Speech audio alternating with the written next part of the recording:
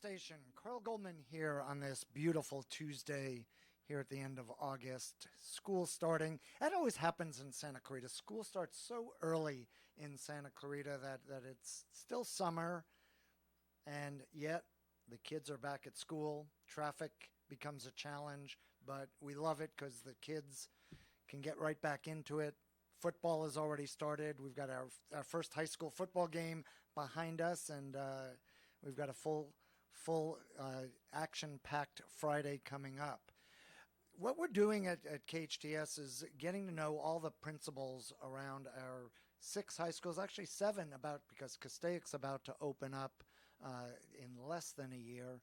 And so we're talking to all 7 principals and then also our superintendents as we get into the school year with a chance to get to know them a little bit and, more importantly, learn about their vision, some of their challenges about education, and I think more importantly, what's in store for our students this year. It's my pleasure right now to have Jason Dotremont.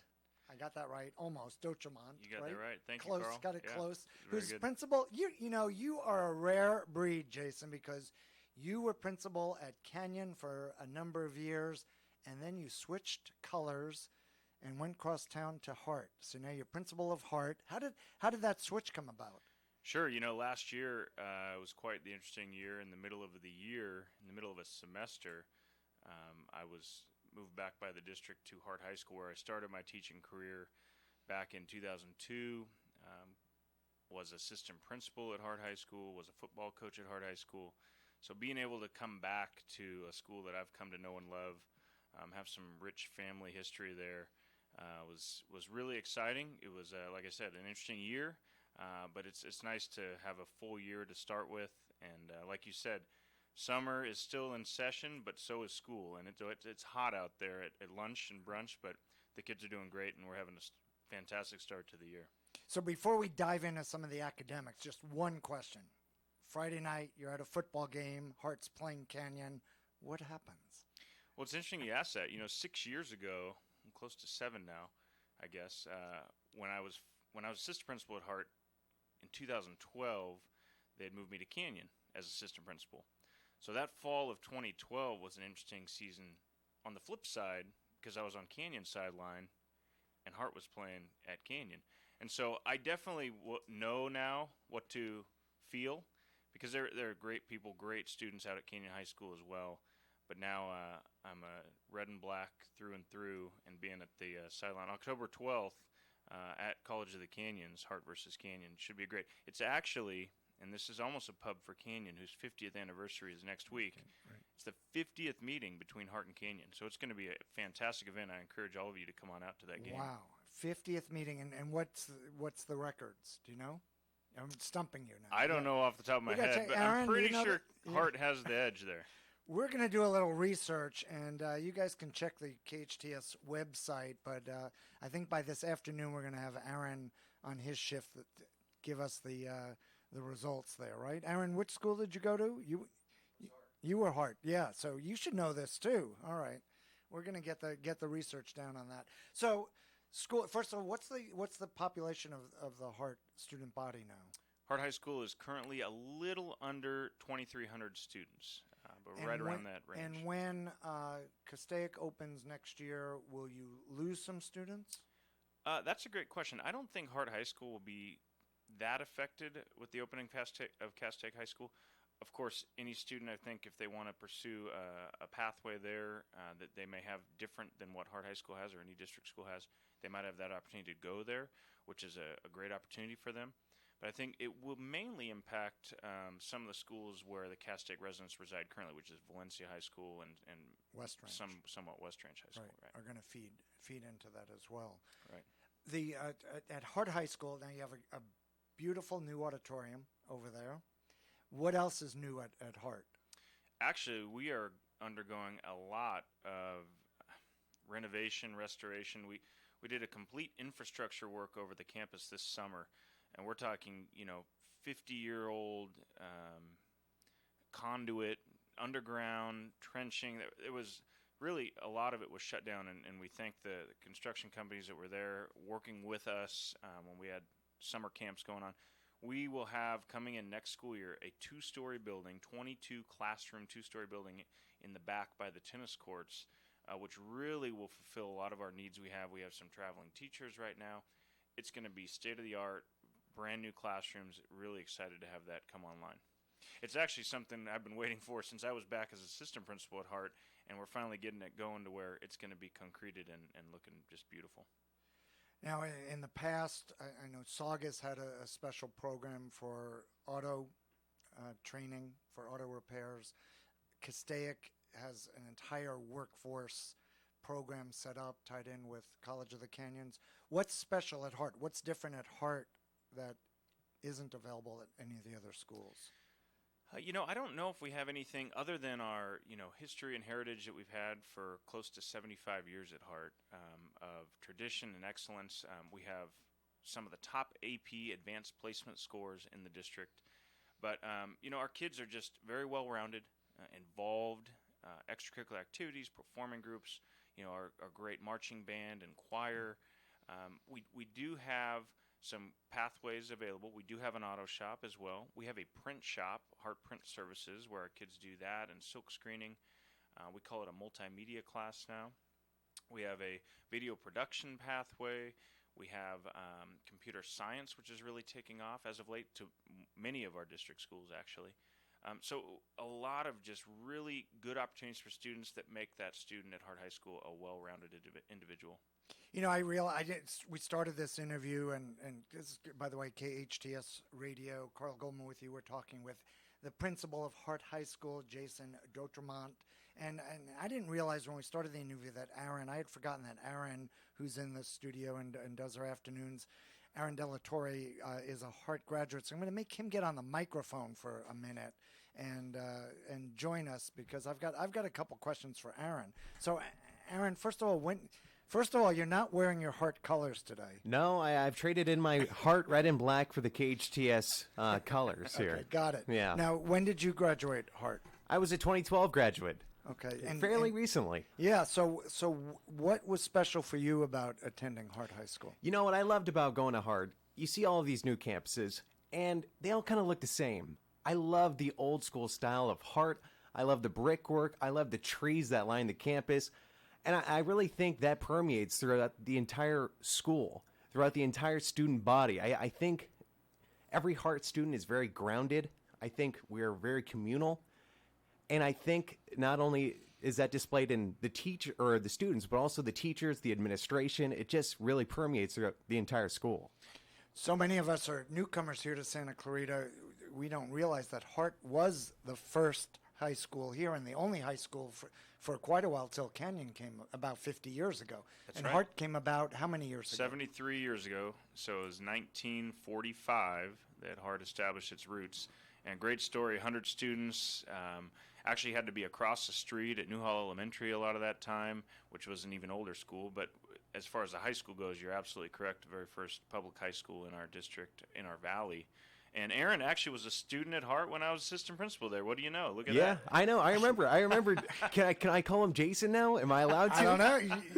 The ball's in your court there. Yeah, right. But Aaron was exactly right when it comes to the history and when it comes to the students and the staff at Hart High School, our community, which we have such pride in. Our motto is alive with pride. That's right. And it definitely is very applicable to our students to this day. So good seeing you again. Good seeing you. So what would you say, Jason, are the greatest challenges right now for both a student, a teacher, and an administrator? Maybe you can peel those down into all three separately. Great question. I'll probably have to ask you the three parts again. But starting with students. The students, it's funny you ask that. It's very current in that we go around as administrators, me and my administrative team. We have 4 assistant principals there. We talk to each and every class at the beginning of every semester, or at the beginning of every year rather, about what we expect out of them as a Hart High School student, as a upstanding individual, that we can hopefully have success out of them throughout the year. And those are expectations, those are guidelines, rules, things of that from that standpoint. But what's the biggest thing for teenagers nowadays is that they just have a 24-hour cycle of information and technology that it's just tough to break away from. When we went to school, it would go away when you go home.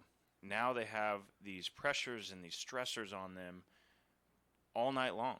And so we are really stressing, get your sleep in, eat well, do your homework, do assignments, and you'll be ahead of the game, because everyone seems to be so stressed out doing this, doing that, doing that.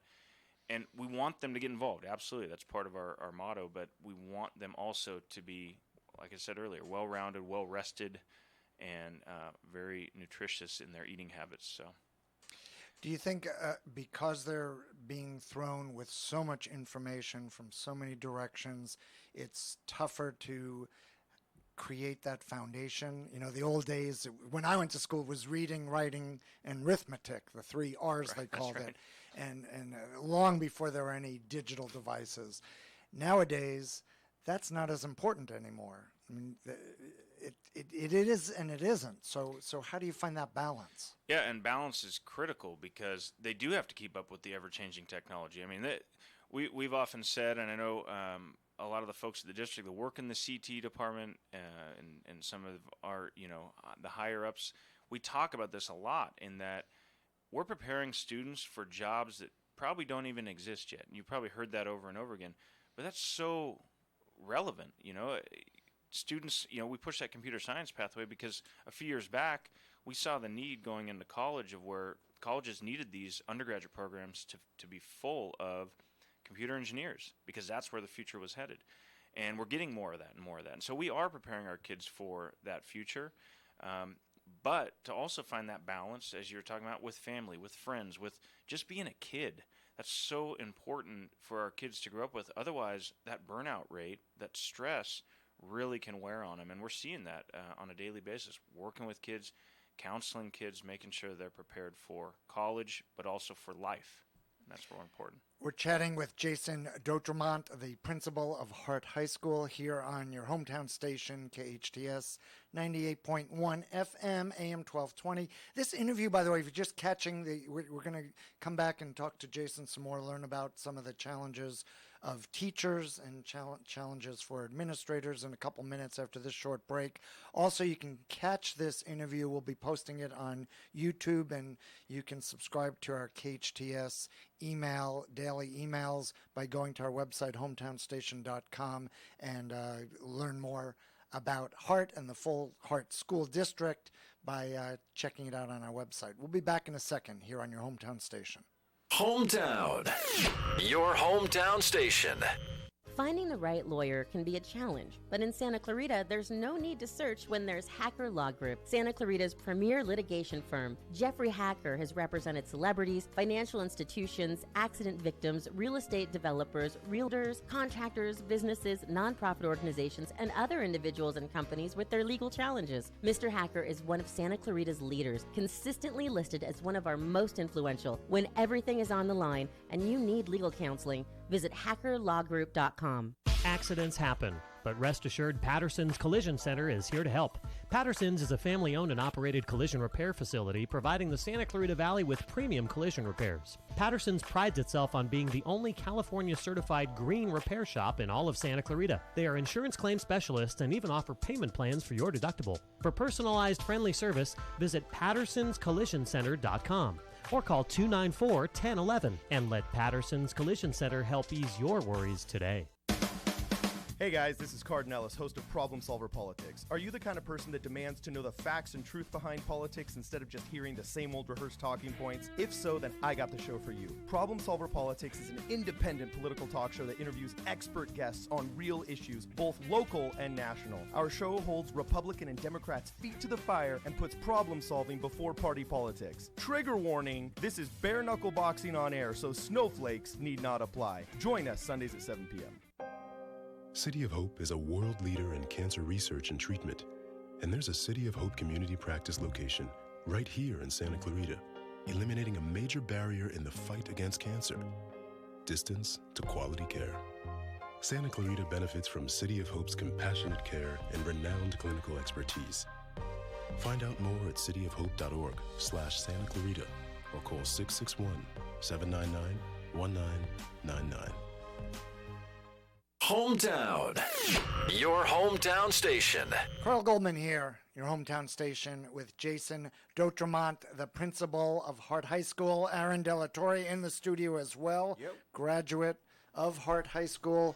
Getting to learn about both Jason himself as principal, but more importantly, what's in store for us from an academic standpoint with our schools. And we're so fortunate here in Santa Clarita because we have just an unbelievable positive school system from kindergarten all the way up through junior college with College of the Canyons and now even their University Center program. So we are very, very fortunate here in our valley. And Hart High School, as we're learning, was the anchor, the first high school here in Santa Clarita. We're soon about to have our 7th high school is about to open up a year from now with Castaic, but the first one, 1945, Hart High School.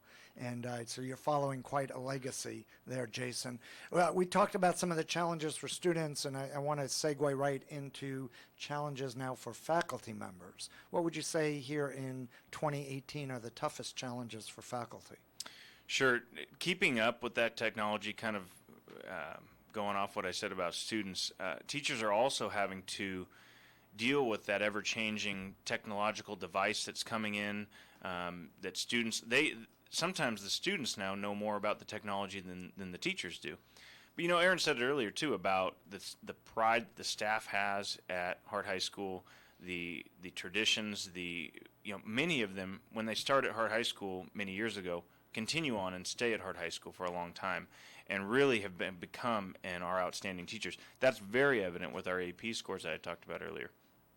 We have great programs all the way from AP Environmental Science for freshmen, all the way up to senior level classes, AP Calculus, BC, AP Statistics, AP U.S. History. We have so many things across the board when we talk about advanced placement courses that our teachers really put in the time and effort to work hard. We've had tremendous professional development days before we came back to school. As the teachers, students start on Thursday typically in our district, but teachers are there Monday, Tuesday, Wednesday, working, preparing for the year. Additionally, we have a late start Wednesday, most Wednesdays throughout the year, where in the morning our staff gets together. We work on things such as professional development, teaching strategies, working with kids, and really just making it a positive environment as much as we can and a safe environment for all of the students that walk through our gates. The educational pendulum has swung different ways over the years, and we went through a period a decade or so ago where both the federal government and the state government were regulating what was being taught so rigidly that it left very little room for teachers to deviate from that straight path. What's it like now? I've lost touch with that for the teacher standpoint. Is it still as rigid, or is it loosened up a bit? No, yeah, great historical perspective there. The STAR tests, if you will, and the state standards at the time that came through did make it a lot harder, I guess, to really get through a semester even to make sure you covered every single thing that they wanted you to cover. Now we still have those standards and the Common Core state standards that we do follow, but there is a lot more flexibility for teachers in that, when we walk into a classroom as administrators or other teachers observing, we'll see a lot of collaboration. We'll see a lot of group work. We'll see a lot of kids working together to problem solve, to where that's real life activities. Instead of, sit and get or listen to something, listen to the sage on the stage, as we'd call it. That's kind of gone by the wayside. We want our teachers to be interactive with our students, and we want our students speaking and listening and working together to come up with those solutions. Now, from an administrative standpoint, what are some of the challenges you face here in 2018?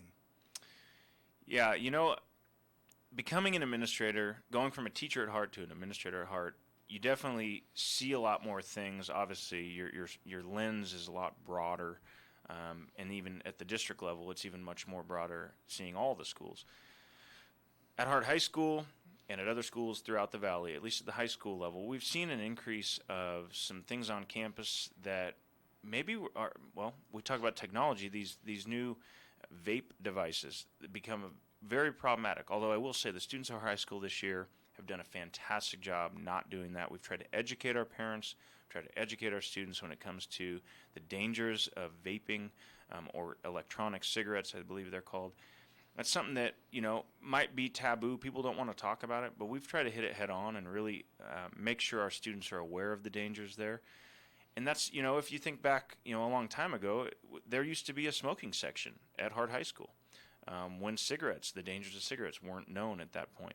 And so you can see how education evolves, how trends come back full circle. It's just kind of a newer trend that luckily I think our students are taking to what we've said and really listening to us and saying, you know what, we don't need to do that.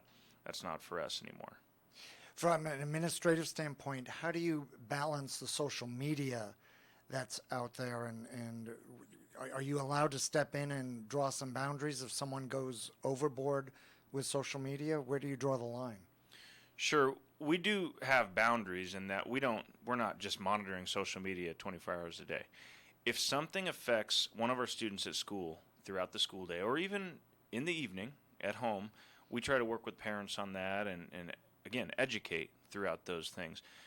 I was just talking to classes today about, employers or colleges will look at these things and could have drastic effects on their future. So it's very important to understand the positives with social media, but also the negative aspect of it. If you do find yourself, a student finds themselves putting something inappropriate online, it will always come back to haunt them. Whether that's in a relationship they have at school with a friend or a girlfriend or a boyfriend, with their parents, or again, like I said, for their future. Seniors are close to applying for colleges. They're close to, or maybe already have, jobs. And for them to get fired or not be accepted to a college, that would be devastating to us because they've worked so hard when it comes to academics or their extracurricular activities that one simple mistake can throw a lot of that away. So we're really trying to educate them on that. There's so many different platforms out there that we don't even probably know about, and students use those. And again, they can be advantageous, or they could definitely be a disadvantage. So we're trying to work with them through those. And you're so right, because even interns that we bring in, we take a look at their social media before we even sit down and do an interview with them. Right. So yes, it can have an impact. Aaron, I know you're dying to ask a question as a Hart graduate. I've really got nothing for you, Carl, but I am excited Not to for say, me, for Jason. I know. want you to, yeah. But as the oldest campus, as the school with the most history out here, I am just proud to be an alumni, and I'm excited to see that we're kind of being the first to innovate. We're keeping up with the trends, and we're really catering to the next generation of students. And I'm excited, and I'm proud to call myself a Hart Indian. Even still, Carl, 6 years after graduation, still a Hart Indian for life. Carl Goldman here, along with Aaron Della Torre, KHTS. We're chatting with the principal of Hart High School, Jason Dotremont, and learning a bit about the school. If you had to look in your crystal ball, I know technology is moving so quickly. What do you think education, what do you think Hart High School will be like 10 years from now? Wow, that's a great question. My vision for Hart is obviously steeped in that tradition to continue doing a lot of the great things we're doing. But you always need to look towards the future. And at Hart High School, we'll have some innovative opportunities when it comes to computer technology. When it comes to our brand new classroom building I mentioned earlier, there are going to be, we have an athletic training, not facility, but athletic training management. We have athletic trainers, which our district did so wisely in hiring 6 across our district high schools over the last couple of years. Just getting our students out there in the community, making sure we're giving back. These are the opportunities we're trying to afford for our students, our parents, our teachers, and definitely our community members, because as much of a great community Santa Clarita Valley is, it wouldn't be that without our high school students who we're bringing up and the tremendous families we were able to work with. If someone right now handed you a blank check to add something to the school, what would that be? Other than a football stadium. That You got me pegged. I was going to go athletics, perhaps. Hart High School doesn't have a stadium of its own, and we use College of Kansas, which we're fantastic partners with, as so does Saugus High School.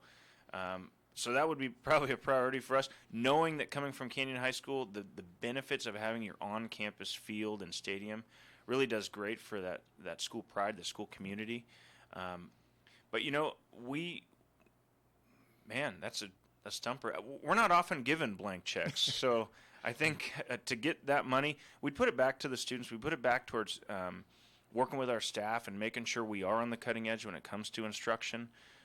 What that could be in 10 years from now, who knows? Like you said, it might be more interactive learning. We have Google Classroom, which we use a lot of the Google platform through our district, and where students get a lot of information at home in a digital format, and it's not necessarily reading through a textbook or anything like that anymore. And that interactive is using cell phones or other devices to our advantage, and having students, submit assignments through that and not just handing it in every day. I think that would be something that we would look forward to. Are kids using laptops in the classrooms now? Yeah, great question, Aaron. We do have close to 60 Chromebook carts. So Acer Chromebooks with the Google platform in them, 40 in a cart. So a classroom is typically 36 students or less, and we would have 40 Chromebooks that students use on a daily basis. So if we have 91 teachers and 60 Chromebooks, that's almost 2/3 of our classrooms have those in them, and a lot of our teachers share them throughout the day. It's a really great format to use using that technology. Your hometown station, KHTS. Carl Goldman here, along with Aaron Della Torre. We're chatting with Jason Dotremont, who's the principal of Hart High School. Okay, so we've thrown softballs at you all during this interview. I've got one really tough question, and it got triggered because Melanie Hagman, who's the principal now of Castaic, she came and interviewed. She was the first principal we interviewed, and at the time she was still working at Hart. Yeah, she was one of our assistant principals. Yeah, so she was wearing Hart colors when she came in. So I got her on tape. You can check this out. I twisted her arm and said, okay, you're starting Castaic. First football team will be about 3-4 years from now. What will be the first year you beat Hart in a football game? Oh, and she and answered? Now we've been, yeah, she answered. I have her down. I'm not going to tell you her answer yet, but we're going to pin you down. When do you think Hart's going to lose to Castaic? If you had to pick a year that you think that they would really, really be competitive, I guess is what I'm asking you. Great question. Seeing how West Ranch High School and Golden Valley High School came up it was close to 12 years ago, I want to say, and started with junior-only teams and varsity. I think West Ranch did that, and then waiting even a couple years later for Golden Valley. I believe that was the case.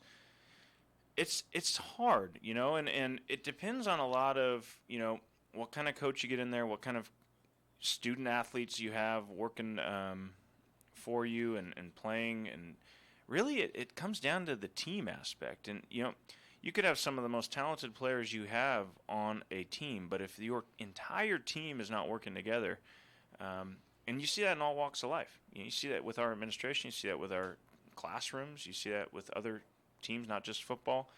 It's so critically important, and that's speaking from the coaching background that I had. I'm not going to put a number on it, Carl. So you're handling this like a politician. I want to say never, but that would be I'll go ahead and answer that for Jason. Go ahead. 2050, maybe. 2050. Over under. That's what I'm saying. Well, once they have a competitive team, hopefully, Jason, you'll still be principal, and Melanie will still be principal, and we'll come up with some kind of bet where you have to wear the other school's colors for a certain amount of days. What do you think? Yeah. And legend has it, Jason was actually a pretty good wideout himself back in the day. Yeah.